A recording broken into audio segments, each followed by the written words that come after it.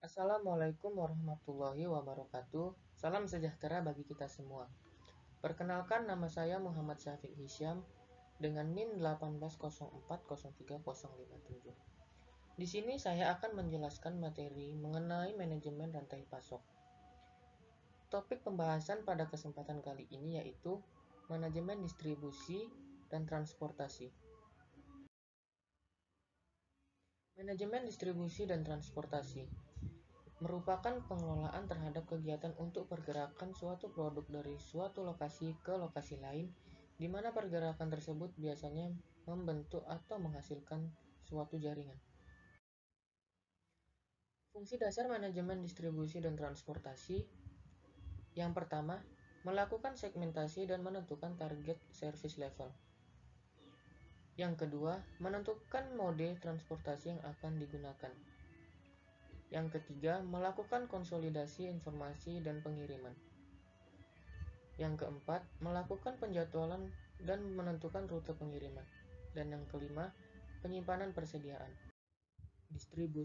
Distribusi adalah suatu kegiatan untuk memindahkan produk dari pihak supplier ke pihak konsumen dalam suatu supply chain.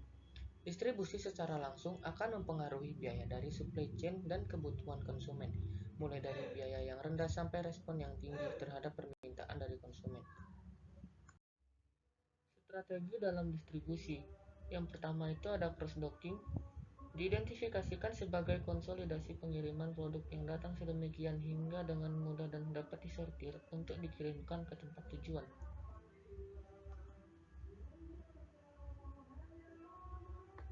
Dua poin kunci dari cross-docking. Yang pertama yaitu kedatangan alat angkut simultan, dan yang kedua, kedatangan alat angkut konsolidasi barang.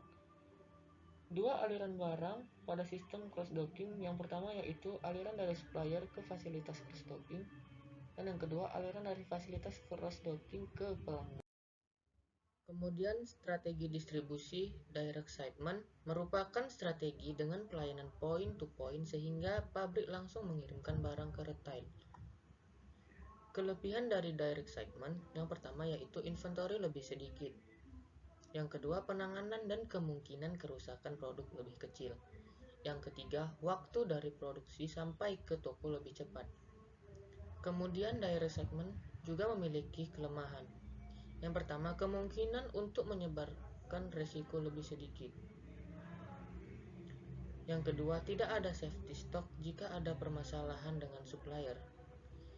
Yang ketiga, biaya transportasi bisa jadi lebih tinggi. Yang keempat, perusahaan manufaktur biasa mengeluarkan biaya lebih. Dan yang kelima, tidak cocok untuk waktu-waktu yang bervariasi. Strategi distribusi selanjutnya yaitu pergudangan atau warehousing. Warehouse atau pergudangan berfungsi menyimpan barang untuk produk atau hasil dalam jumlah dan rentang waktu tertentu yang kemudian didistribusikan ke lokasi yang dituju berdasarkan permintaan. Kendala yang dihadapi dalam pengelolaan warehouse adalah akurasi pergerakan barang dan menghitung rentang waktu barang disimpan. Dibutuhkan kontrol aktivitas pergerakan barang dan dokumen untuk meningkatkan efisiensi penggunaan warehouse agar jumlah dan rentang waktu barang disimpan dalam nilai minimum atau sesuai perencanaan.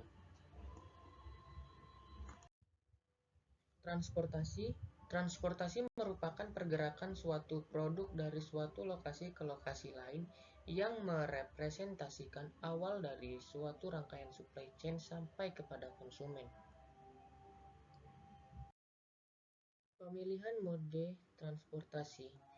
Pemilihan mode transportasi merupakan permasalahan yang penting dalam sistem transportasi dan distribusi. Pemilihan mode transportasi dilakukan dengan mempertimbangkan antara lain. Yang pertama, kondisi geografis. Kondisi geografis dapat dilihat melalui berbagai aspek yang meliputi letak, relief, cuaca atau iklim, jenis tanah, dan sumber daya. Yang kedua, kapasitas. Kapasitas merupakan daya tampung dari moda transportasi tersebut. Yang ketiga, frekuensi. Banyaknya jumlah produk yang akan dikirimkan ke konsumen. Biaya atau tarif merupakan pengeluaran yang harus dihitung oleh supplier untuk mendapatkan biaya paling minimum dan efisien. Availabilitas merupakan ketersediaan suatu produk yang akan dikirim ke konsumen. Selanjutnya, kualitas pelayanan. Kualitas pelayanan merupakan landasan utama untuk mengetahui tingkat kepuasan konsumen. Dalam hal ini, perusahaan dapat dikatakan baik jika mampu menyediakan barang atau jasa sesuai dengan keinginan pelanggan. Reliabilitas merupakan waktu pengiriman, variabilitas, reputasi, dan lain-lain. Mode transport. Ada beberapa mode transport yang dapat kita gunakan. Yang pertama, air transport. Karakteristik kecepatan tinggi dan dapat melakukan penetrasi ke seluruh wilayah. Kemudian ada pipeline transport. Digunakan untuk bahan berbentuk cair atau gas. Kemudian water transport. Mode angkutan yang paling efektif untuk angkutan barang jarak jauh dan dalam jumlah yang besar. Kemudian rail transport. Mode yang digunakan pada koridor dengan jumlah permintaan yang tinggi, di mana alat angkut kereta api yang berjalan di atas rel. Kemudian ada truk atau motor. Mode yang sangat kental dalam kehidupan kita sehari-hari memenuhi kebutuhan transportasi. Fleksibel dengan didukung infrastruktur yang ada.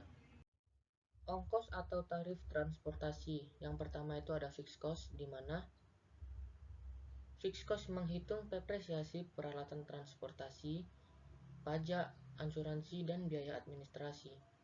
Yang kedua ada variable cost, di mana variable cost menghitung bahan bakar yang digunakan oleh alat transportasi, kemudian gaji karyawan, serta biaya maintenance dari kendaraan yang digunakan.